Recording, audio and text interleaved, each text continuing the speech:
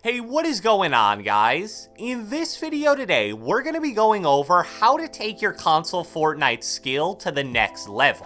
This is basically going to be a video for players who think they're already pretty solid at the game, but they want to take that next jump and become really good or even great. It's totally normal to feel like you've reached a sort of skill plateau in Fortnite or any other video game out there. Eventually, everyone reaches a point where they feel like they aren't really improving even though they're still playing the game. That point can last days, weeks, months, or possibly even longer depending on the player. And I'm a big believer that if you feel you've reached a skill plateau, the way to break through it is to change up your daily routine of playing the game. Even if you just mainly like to play pubs, you may need to expand beyond that if you feel like you're no longer getting better. So that's what this video is going to help you with, and without further ado, let's get right into it. Alright, so the first thing I want to talk about is a really cool and fun way to get super high quality practice in Fortnite. So a few months ago, I talked in a video about creative mode matchmaking. At the time, it was this brand new feature that allowed you to queue into box fights or zone wars games on whichever map Fortnite was featuring each week. And I still think this is a really great way to get fun practice since zone wars and box fights are great, and now you can play in full lobbies pretty much whenever. But it also isn't perfect for a few different reasons. First off, since the maps switch every week or two, sometimes Epic will pick a really bad map and it pretty much makes the whole mode unplayable until a new one's picked. A few weeks ago, there was a box fight map that was like entirely underwater. I know at one point they featured a Zone Wars map that had a bunch of outdated weapons, stuff like that. Also, there's a very wide skill range of players that play these games, and sometimes that can be a bad thing. If you queue into a game where you're significantly better than most of the other players in the lobby, what are you really gonna learn from that? And the worst possible negative of all is that a lot of times people will team with their friends for whatever reason, and that basically kills any chance of you having fun or getting good practice. So a few weeks ago, I stumbled upon this really cool website called buildfight.com that actually solves a lot of these problems. And just to make it clear, this video isn't sponsored, I have no personal attachment to this website whatsoever, I legitimately just think it's really cool. The way it works is actually really simple. You sign up and verify your Epic account by accepting a friend request from a bot on Fortnite, pretty similar to how you would in a Discord server. Then you can choose to do either a build battle, box fight, or zone wars 1v1. And as soon as you search, you should be matched with an opponent relatively quickly. A bot will invite both players to the game and then leave, you enter the map code it gives you, and you're good to go. But the cool part is, much like a legitimate ranked mode in most video games, you start with an elo rating, and after each game you win it increases, each game you lose it decreases. So after your first few games, you're gonna hit a point where most of the players you're facing are gonna be pretty much right at your skill level, which is perfect.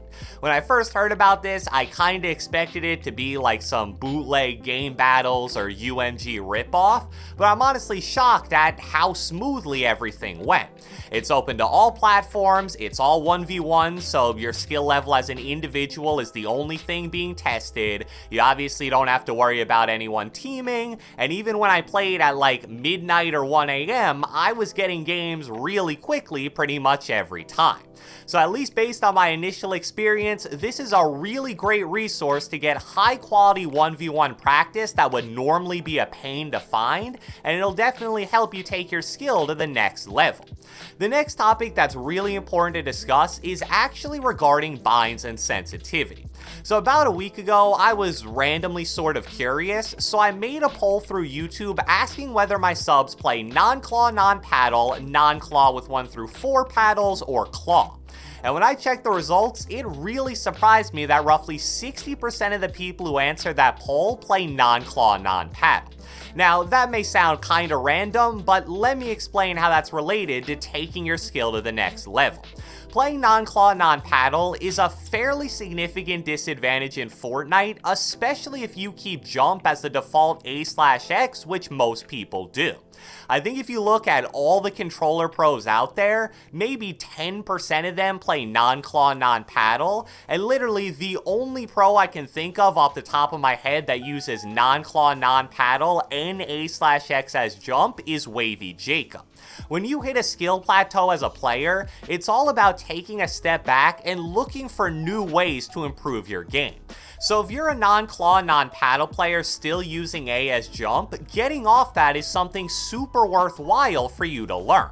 I get it, you may not want to spend $150+ on a Scuff or Xbox Elite, but there are plenty of alternatives. You can buy the PS4 back button attachment, you can buy a strike pack, you can switch your jump button to a bumper or thumbstick and learn that. Heck, you could even try to learn claw, even though that's the option I least recommend. It's gonna suck for a few days to a week since you're gonna need to rebuild a lot of muscle memory, but it's pretty much guaranteed to make you a better player in the long run. And I think the same thing applies to sensitivity to some degree as well. If you feel like you're hitting a skill plateau, try changing your sensitivity as an experiment. I'll see top level pro players tweet out all the time saying they changed some of their sensitivity values and it made their aim feel so much better. So if they're willing to try that, I see no reason why anybody else shouldn't be. The next thing I need to talk about when it comes to breaking through a skill plateau is the importance of playing with friends. I want to read off two quick tweets by Destiny, who's a professional Fortnite coach for FaZe. The first tweet says, "The rate someone can improve daily at a mechanical and game sense level is directly tied to how good your friend group or trio are. I've seen players get into friend groups with tier 1 pros and within a week they break mechanical/game sense plateaus and fix mentality issues easily." He then followed that up by saying, "There's a reason why all the people in high IQ or the French friend groups do well. Because when you're in an enclosed group, your rate of progress multiplies since everyone's putting in a high amount of effort and learning off each other." Now obviously this tweet was directed more towards top level pros, but the same logic applies to even average players. If you just have one or two friends that play with you fairly consistently and are at least close to your skill level, you're going to be much less likely to hit a long-term skill plateau. It's going to make playing the game and practicing more fun in general, and you're going to learn more by playing with and against them. Now I get it might be hard to just randomly spawn friends to play with, but there are plenty of ways to find them. Twitch chats, Twitter, creative matchmaking, heck, even buildfights.com gives you a chat that allows you to type to the player you're 1v1ing, so that might be a really great option to meet players on your skill level. The next thing we need to discuss are scrims, and more specifically the positives and negatives of them as a method of practice. I'm a firm believer that even though there are some more popular scrim discords out there, the best one for console players is Console Kings because you're only going to be going against other console players. However, even though I definitely think scrims are a really valuable and fun change of pace from regular Fortnite, I don't think they should be your main source of practice unless you're already really good at the game. The first reason why is because scrims are very unrealistic compared to regular games, and honestly even most competitive games as well. Most scrims try to very clearly discourage mid-game fighting either by using zone rules or by just telling players to not take fights after you leave your spawn unless you absolutely have to. Now the main purpose of this is to create super stacked endgames with like 40 to 50 plus players in moving zones, but that's obviously something you're almost never gonna see in a real game unless you're legit a top level competitive player. Now is it helpful to just experience what that's like a few times since it's so chaotic? Yeah, I definitely think so, but you also gotta consider that these scrims basically disregard the entire mid game. Most games you maybe get a fight or two off spawn, but if you land uncontested, even that's unlikely. Then you spend the next 10 to 15 minutes just looting and rotating most games. Maybe you get one or two fights during that time. And then finally, the last 5 minutes or so is when all the action is. So I totally get it, they're trying to prepare top level players for stacked endgames, but unless your whole focus is on top level competitive play, these games just aren't realistic at all.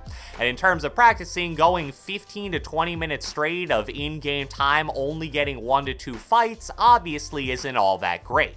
So even if you are just an average player, it is fun and interesting to play scrims every once in a while, and you will learn from them, but the advice here is to not go overboard with playing them because they're very unrealistic compared to regular games. So I hope you guys enjoyed this video, and if you watched the entire thing, be sure to let me know with a comment down the comment section below. Do you feel as if you've reached a plateau with your Fortnite skill recently? Yes or no? Be sure to leave a like, leave a comment, subscribe, turn on post notifications, do whatever the heck you want, and I will catch you guys next time.